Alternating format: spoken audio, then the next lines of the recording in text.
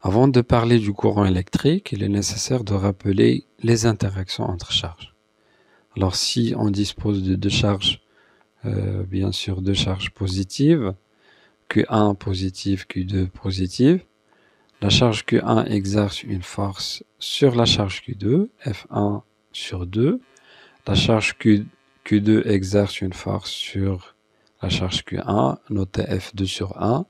Les deux charges se repoussent.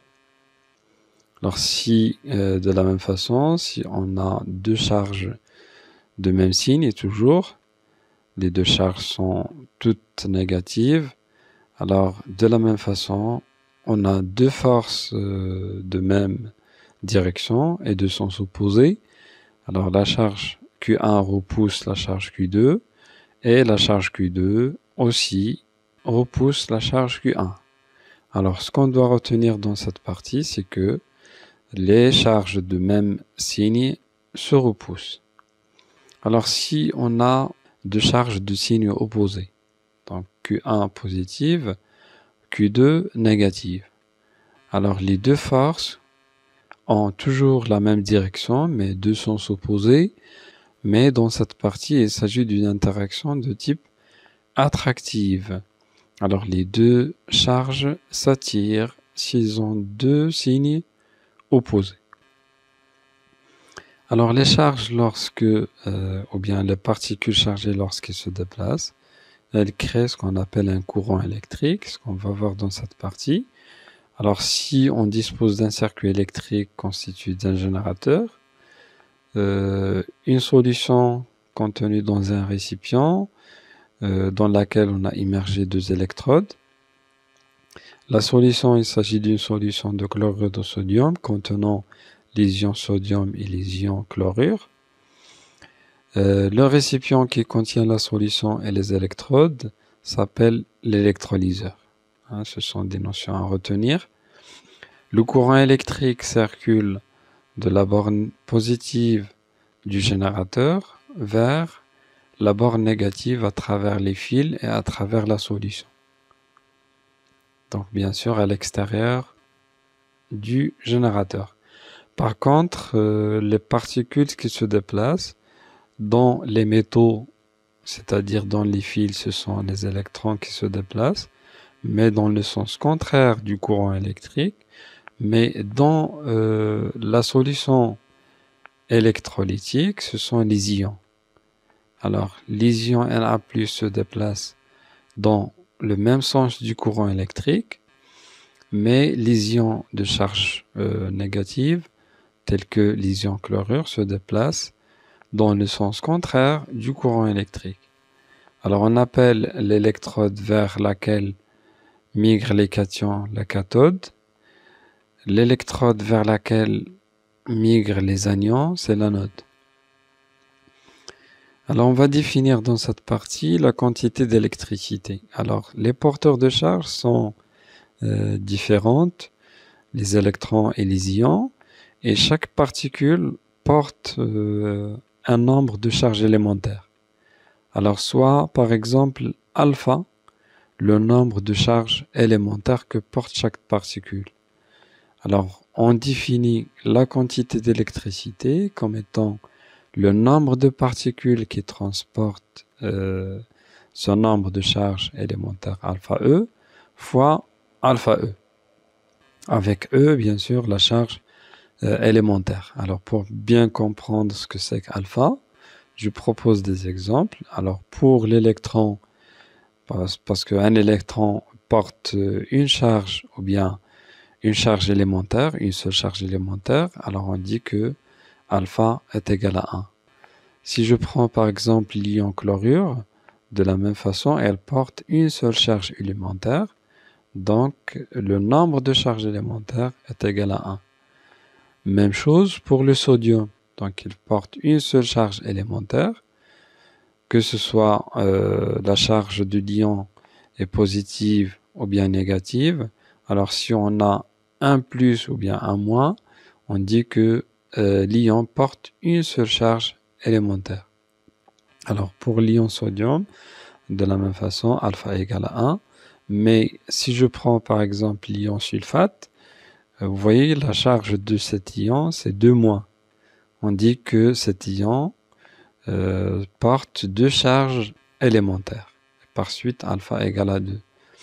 Pour l'ion aluminium, vous voyez sur cet ion-là 3 charges élémentaires. Alors on dit que alpha égale à 3. De la même façon, si l'ion est de charge négative, on prend toujours la valeur absolue de la charge comme étant le nombre de charges élémentaires que porte l'ion. Et on va définir le courant électrique qui résulte de ce mouvement de particules de charge.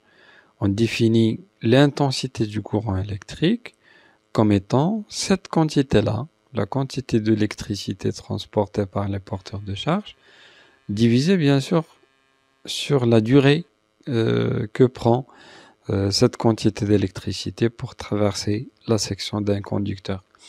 On prend la charge Q en coulomb, la durée en secondes, pour que l'intensité soit en ampères. Alors pour bien saisir ces notions-là, je vous propose un exemple d'application. Alors soit un électrolyseur, bien sûr un récipient contenant une solution et dans laquelle on a immergé 2 électrodes, c'est ça un électrolyseur. Alors un électrolyseur contenant une solution de chlorure d'aluminium. Les ions aluminium portent 3 charges élémentaires. Les ions chlorure portent une charge élémentaire chacun et traversés par un courant d'intensité 0,5 ampères.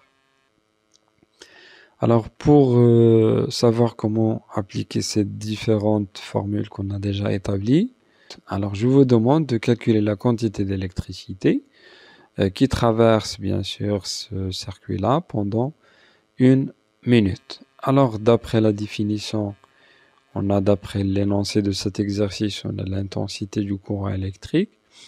Alors d'après la définition, l'intensité du courant électrique est liée à la quantité d'électricité divisée par la durée que prend cette quantité pour traverser la section d'un conducteur. Alors Q égale à I fois delta T, une application numérique. Je prends la valeur de I0,5 que multiplié par 60, ça donne 30 coulombs. Alors pendant 1 minute, le circuit électrique est traversé par une quantité d'électricité de valeur 30 coulombs. Si je vous demande par exemple de calculer le nombre de porteurs de charge, alors dans ce circuit-là, on a un générateur bien sûr, parce que un circuit est constitué principalement d'un générateur et de récepteurs. Alors d'après l'énoncé de cet exercice, il s'agit d'un générateur et d'autres composants électriques, mais le générateur va faire circuler un courant électrique d'intensité 0,5 ampères à travers un électrolyseur. Alors les porteurs de charge qui se déplacent dans ce circuit-là, ce sont les électrons dans les fils et ce sont les ions dans la solution électrolytique, la solution Al3+, plus 3Cl-. Alors si on vous demande par exemple de calculer le nombre d'électrons, bien sûr on revient vers l'expression de la quantité d'électricité Q qu'on a déjà calculée. Elle s'exprime de la façon suivante. Nombre d'électrons fois le nombre de charges élémentaires que porte cet électron fois la charge élémentaire. Alors d'après ce qui précède, alpha égale à 1 et on va effectuer une application numérique très simple. 30 divisé par 1,6 10 puissance moins 19 soit 1,875 10 puissance 20 électrons qui traversent la section d'un fil dans ce circuit-là. Alors si je vous demande par exemple de calculer le nombre d'ions aluminium qui traversent une section ou bien la section de cette solution pendant la même durée, pendant 1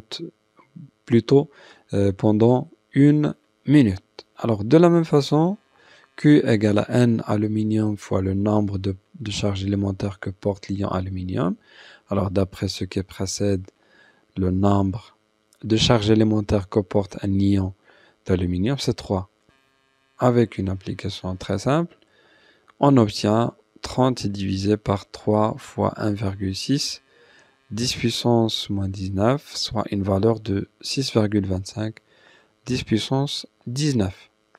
Alors, au cours d'une minute, le nombre d'ions aluminium qui se déplacent ou bien qui traversent la section de cette solution est 6,25, 10 puissance 19. Merci d'avoir suivi cette première partie. On se verra dans les prochaines parties, Inch'Allah.